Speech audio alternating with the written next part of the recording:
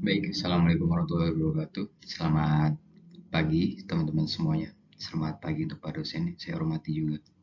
Kali ini saya akan mempresentasikan atau menjelaskan mengenai fungsi linear. Sebelumnya, perkenalkan nama saya Muhammad Rifka Putra Gunawan, NPM 310. Saya dari kelas A. Langsung masuk ke materi saja. Nah, di sini saya akan menjelaskan tentang menentukan persamaan garis. Nah, di menentukan persamaan garis ini ada dua metode, yaitu metode dua titik dan metode satu titik. Yang pertama itu metode dua titik, yaitu dengan rumus yaitu y min y1 per x min x1 sama dengan y2 min y1 per x2 min x1. Sedangkan metode satu titik hanya dilalui oleh satu titik atau diketahui satu titik. Nah, dengan rumus y min y1 sama dengan m dalam kurung x min x1 dalam kurung. Nah, untuk slope itu semacam gradien atau garis miring gitu. Untuk selanjutnya itu penerapan mencari fungsi permintaan dan penawaran. Nah, penerapan mencari fungsi permintaan dan penawaran juga diketahui oleh dua titik juga dengan rumus berikut ini seperti ini. Dan untuk satu titik seperti ini. Nah, biasanya kita materinya lebih sering memakai diketahui dua titik. Nah, untuk penjelasannya seperti ini.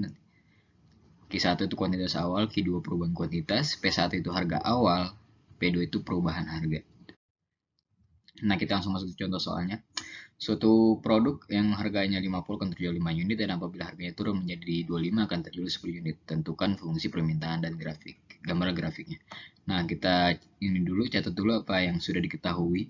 Nah, di sini saya sudah cantumkan yang diketahui dari soal itu apa saja.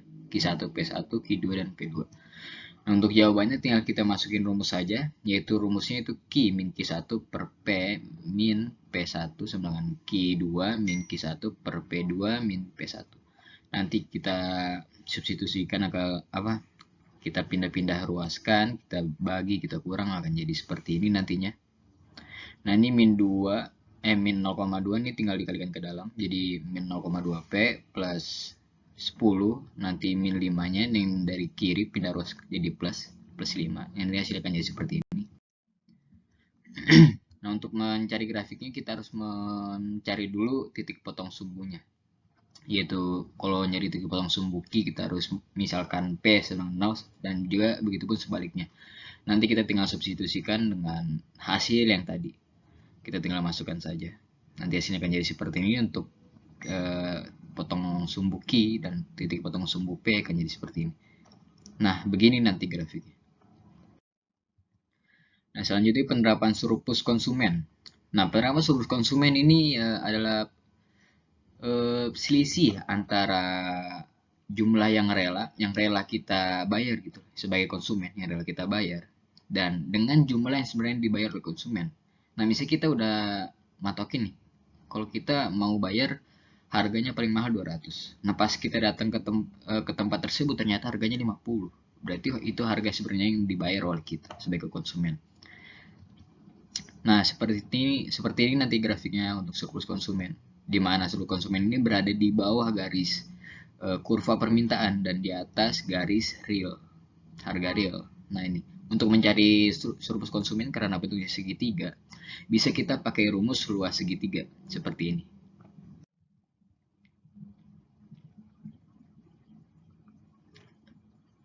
Selanjutnya contoh soal, kita langsung contoh soal surplus konsumen. Fungsi permintaan dari sebuah produk adalah PD sama dengan 150 min 3Q.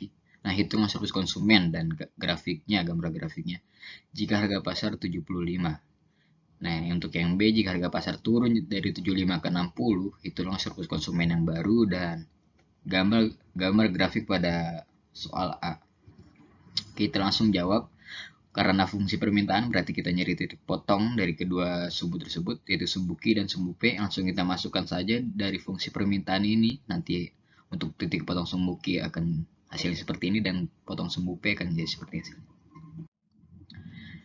Nah, untuk menjadi surplus konsumen, sudah saya bilang tadi, yaitu menggunakan rumus luas segitiga, yaitu setengah alas kali tinggi. Untuk yang A ini alas ini 25, dan untuk tinggi 150 dikurangi 75 bagi 2 hasilnya akan jadi seperti ini. Dan karena P sama dengan 75 atau harganya pada soal A itu 75, kita misalkan P sama dengan 75, nanti hasilnya akan jadi hasilnya yaitu 25 hasil lahirnya. Nah, untuk yang B, karena harganya turun dari 75 ke 60, kita permisalkan P sama 60, nanti kita langsung masukkan saja ke fungsi permintaannya. Kita pindah ruaskan nantinya 3Q pindah kiri, langsung pindah ke kanan, jadi dibagi 150 min 60 dibagi 3, hasilnya 30. Nah, untuk seluruh konsumen yang barunya tinggal kita tambahkan, yaitu alasnya 60 dan untuk tinggi 150 dikurang 60 dibagi 2, hasilnya akan jadi seperti ini. Nah, selanjutnya itu penerapan surplus produsen. Surplus produsen ini biasa kita lambangkan dengan PS. Adalah selisih antara jumlah sebenarnya yang diterima oleh produsen dengan harga terendah yang rela diterima oleh produsen. Maksud dari harga terendah itu, misalnya kita udah matok ini, harga terendah kita tuh 50. Tetapi di tempat kita dagang tuh rata-rata orang yang beli tuh orang-orang kaya. Jadi kita jual tuh di harga 100. Tetapi walaupun mereka nawar ataupun ya untuk ngerendahin harga kita, berarti kita paling rendah harganya ya 50, harga yang rela gitu, harga yang rela kita jual. Nah, sebagai berikut nih contoh grafiknya. Nah, seluruh produsen tuh berada di atas kurva penawaran, dan di bawah garis harga real. Nah, seperti ini penjelasannya nanti, dan sama memakai luas segitiga juga. Langsung kita masuk contoh soalnya itu. Contoh soal dari surplus produsen itu fungsi penawaran kita tahu yaitu PSN 12 plus 4 Q. Yang A itu nggak bisa surplus produsen dan gambar grafiknya. Jika harga pasar 40 per unit. Jika harga pasar untuk soal B, jika harga pasar naik dari 40 ke 60, itu surplus produsen yang baru dan gambar grafik pada soal A. Kita langsung jawab. Jadi karena fungsi penawaran, berarti kita tinggal nyari pada sumbu Q karena penawaran. Karena satu garis saja. Penawaran Q langsung cari hasil harganya seperti ini, dan karena harga pasar 40 per unit, P sama dengan 40, kita langsung masukkan ke fungsi penawarannya, akan hasilnya akan jadi seperti ini. Nah, untuk surplus produsennya, karena alasnya itu 7 dan untuk tingginya yaitu 40 dikurang 12, nah bagi 2 hasilnya akan jadi seperti ini. Dan karena harganya naik dari 40 ke 60, nantinya P dimisalkan P sama 60, nanti akan jadi seperti ini hasilnya juga. Nah, untuk surplus produsen yang barunya, jadi alas 12 dikali tinggi itu 60 dikurangin 12, bagi 2 hasilnya akan jadi seperti ini. Nah, untuk selanjutnya yaitu penerapan surplus total. Penerapan surplus total itu tuh bisa kita lambangkan sebagai TS. Di mana surplus total ini adalah jumlah antara surplus produsen dan surplus konsumen. Nah, grafik dari surplus total akan seperti ini, di mana ini merupakan surplus total. Yang saya tunjukin ini merupakan surplus total. Nah, untuk mencari surplus total itu gimana sih? Nah, untuk mencari surplus total tuh kita tinggal tambahin surplus konsumen ditambah surplus produsen. Kita langsung masuk contoh soalnya. Nah, di sini fungsi permintaan dari sebuah produk adalah P sama dengan 150 min 3 Q, dan fungsi penawaran P sama dengan 12 plus 4 Q. Harga pasar berada pada harga equilibrium. Hitunglah besar surplus totalnya. Nah, untuk menghitung surplus totalnya, jadi di sini saya sudah ngambil fungsi permintaan dan penawaran dari soal berikut, dari soal sebelumnya maksudnya, dari soal sebelumnya. Jadi kita langsung masukkan ke rumus harga equilibrium, yaitu PD sama dengan PS. Nah, jadi akan jadi seperti ini jawabannya. Kita pindah ruaskan 4Q jadi min 4Q, nanti min 7Q sama min 38Q sama dengan 138 dibagi min 138 dibagi min 7 sama dengan 19,7. Nah, untuk substitusinya kita tinggal masukkan saja pilih antara pengen masukin dari fungsi permintaan atau dari fungsi penawaran. Kalau saya substitusi dengan fungsi penawaran. Ya nanti hasilnya seperti ini. Jadi titik koordinat equilibrium akan jadi seperti ini nantinya. Nah, grafiknya, mohon maaf, grafiknya akan jadi seperti ini. Nah, ini yang disebut surplus total. Nah, untuk mencari surplus total, kita tinggal gabungin saja karena saya sebelumnya sudah mencari berapa surplus konsumen dan berapa surplus produsen. Jadi kita tinggal tambahin saja. Nanti akan jadi seperti ini surplus total. Nah, yang terakhir itu penerapan pajak pada equilibrium. Jadi penerapan pajak pada equilibrium ini di sini ada garis, di mana garis ini yaitu jumlah harga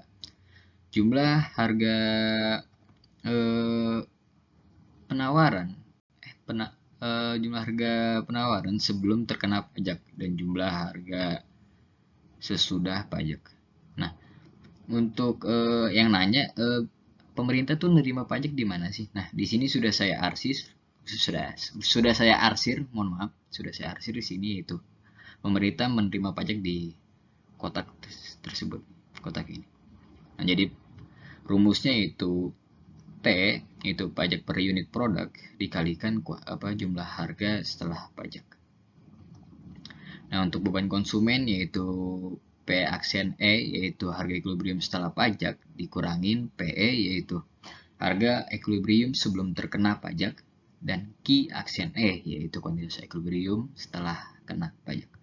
Dan untuk beban produsennya kita tinggal mengurangi dari penerimaan pajak pemerintah dikurangin oleh beban pajak konsumen.